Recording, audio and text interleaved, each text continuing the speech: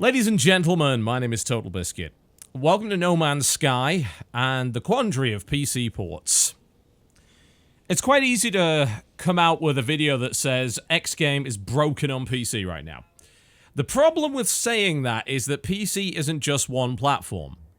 Hell, PCs don't even run on the same operating system sometimes. You've got Windows 7 PCs, Windows Vista, and of course Windows 10. And then you have people running on Linux and hundreds of thousands of different possible configurations. So to come out and say that a game is broken on PC outright is generally false. Even when you have an incredibly poor port such as Batman Arkham Knight, you have varying levels of performance. For instance, Arkham Knight didn't run brilliantly for me, but it certainly did not have the huge freezing and hitching problems that it had for many others. No Man's Sky has turned out to be quite the interesting little puzzle because it's an incredibly hyped game. Very, very hugely anticipated by a massive number of people. The fandom for this game had reached religious levels months ago. Insane levels as far as I'm concerned. And a lot of it came down to the fact that the developer was very vague about various elements of the game. And what that tends to do is it causes people to enter a state where they fill in the blanks in their imagination. And the problem with doing that is that if you fill in the blanks in your imagination, then generally speaking, you end up imagining the perfect game. Because that's what your imagination told you it would be. It filled in all the ideas like, well, there's a bunch of different planets and there's a whole universe to explore and I can do basically anything. It turns out, no, you can't. But that's what people tend to believe when they're left with so many blanks and they're told that this game is full of mystery. Their imagination runs wild, especially in what I like to call the desperation genres, the genres which are not particularly well filled out, let's just say, in terms of the number of games available in them. And big space exploration and procedurally generated universes generally not all that popular to develop, but very, very much desired. People's imagination runs wild when they think about an entire universe to explore. Can't really blame them for that. Now, when it comes to No Man's Sky's PC port, what we have is an interesting situation akin to Arkham Knight, in which a lot of people are reporting huge problems. These problems include massive frame rate issues, huge amounts of hitching, that being the idea that there are frame rate drops at random, and these frame rate drops are quite severe. During my stream, I experienced a great deal of them, and I'm still experiencing that right now. However, the frame rate drops that I was experiencing, I was able to some degree resolve.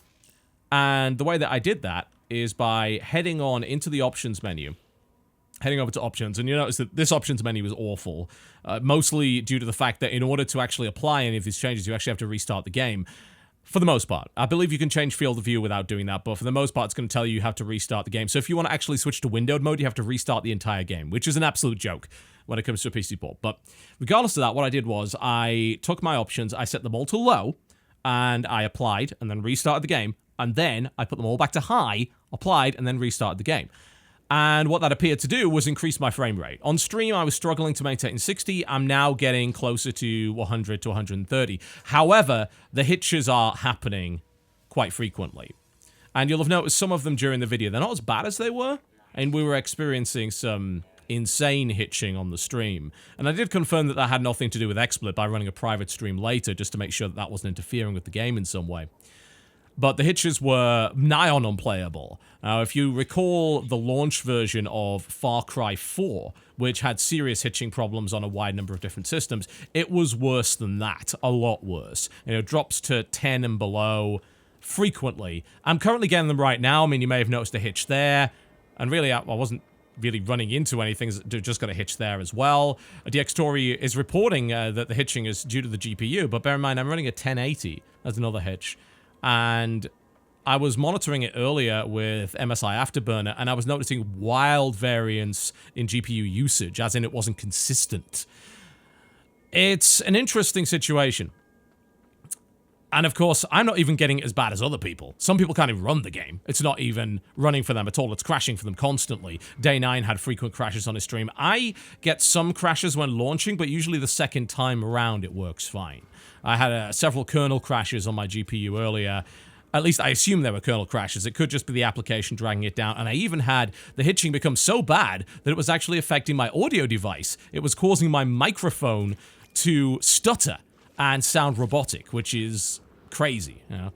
Now, a lot of these hitches are actually happening when you get into your ship, which is a big problem when you're trying to fly around the environment.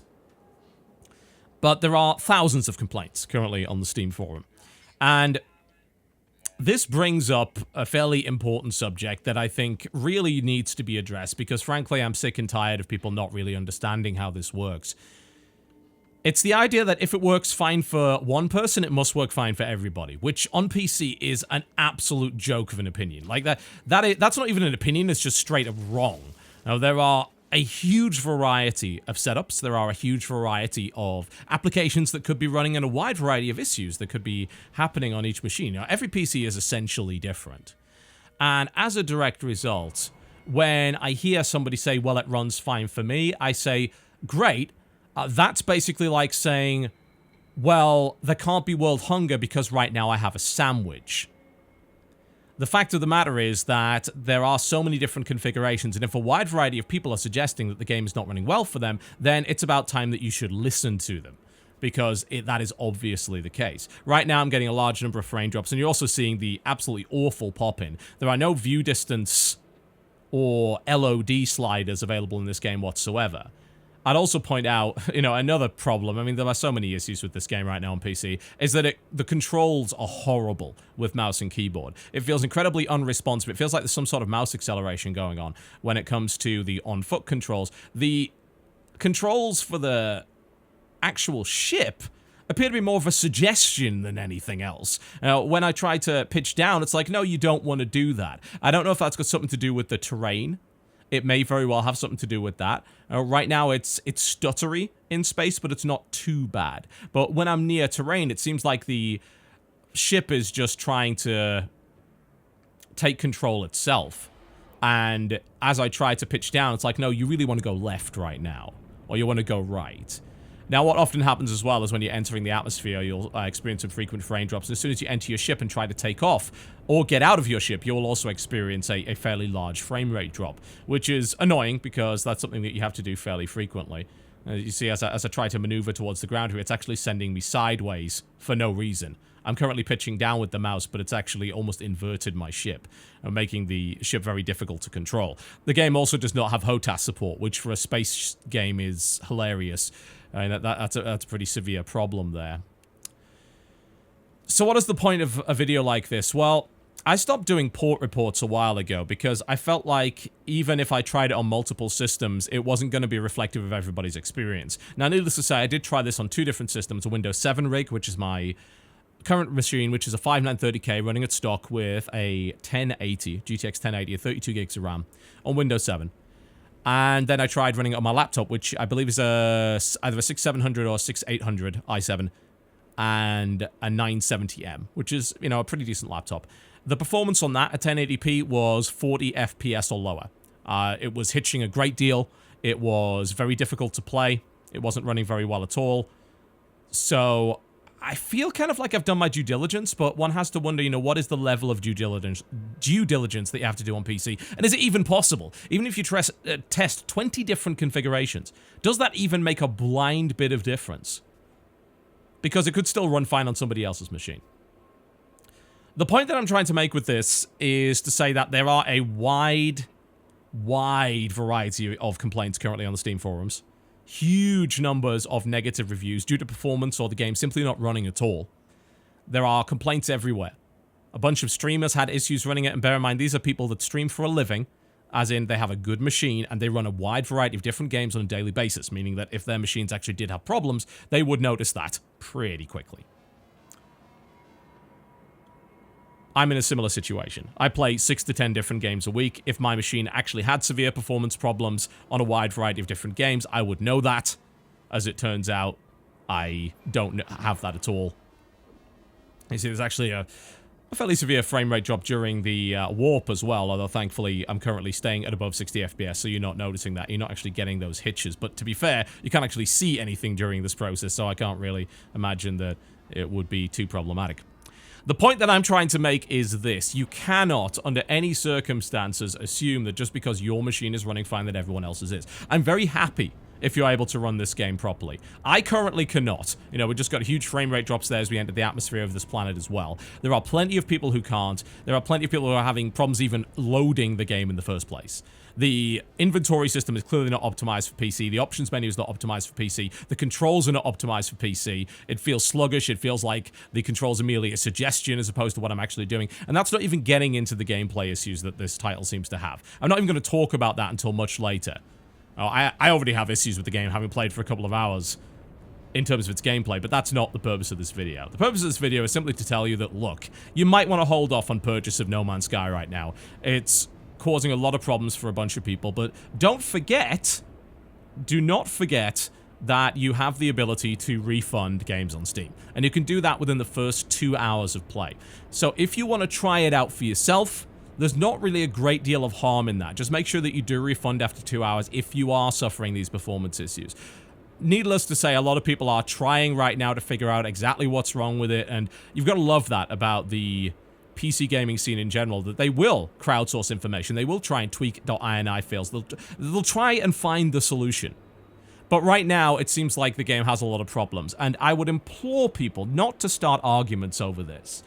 It's obviously not working for quite a few people. That is all the information that you frankly need to know. If it's running fine for you, great, but really you're not part of the conversation. Go and play the game if it's running fine for you. If you're enjoying it, that's great. You know, I don't want people to not enjoy video games. I take no joy in telling people that games don't run very well on PC.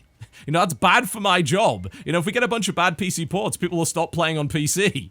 So how is that good for me? It's not. You know, I want to enjoy this game as much as anybody else does. And the fact that I can't do that is irksome to me, and the fact that a lot of other people have paid $60 for a game that clearly doesn't run properly is also irksome to me. At the end of the day, my job is to try and help you make a good purchase. Now, I have no other agenda other than that. If I had any other agenda, people would stop watching me. I'm supposed to give reliable information to people, and it can be very difficult to do that on PC when it comes to performance. Now, how many PCs do you have to test on before you consider your information to be reliable? How many pieces of anecdotal evidence or reports from your friends and colleagues do you have to get before you can consider your PC performance opinion to be reliable? Tricky to know that. But just be wary. I've said it time and again, pre-ordering video games is a mug's game. It's gambling when the house always wins. There's no benefit to it. There especially wasn't a benefit to it when it came to No Man's Sky. You couldn't even preload the game, for God's sake. There was no discount. Just don't allow your hype and don't allow your dreams for a game like this to override your common sense. I understand what it is to get excited about video games. We're all very passionate about this particular medium. I'm so passionate about it that I made it my career. But don't allow that to override common sense. Don't fill in the blanks. Be always skeptical. You don't have to be completely negative about everything. You don't have to be super cynical. In fact, I encourage people not to be super cynical. Find joy in as many things as you can, but don't allow it to override common sense. Because when you do, you end up with a situation like No Man's Sky, and you end up in a situation where you're even condemning the various websites and YouTubers for PC that complained that they didn't get pre-release review code. Now we see why. It doesn't work properly. That's why. It was obvious they were working on the PC code up to the very last minute, and it's still obviously not working properly. It's still obviously not properly optimized, and it looks like they're going to have to patch the hell out of this to actually get to that point in the first place. We don't complain about not getting pre-release code just because we want to feel better than you, just because we want to feel like we've got one up on everybody else. No, games are paperwork to people that do this professionally.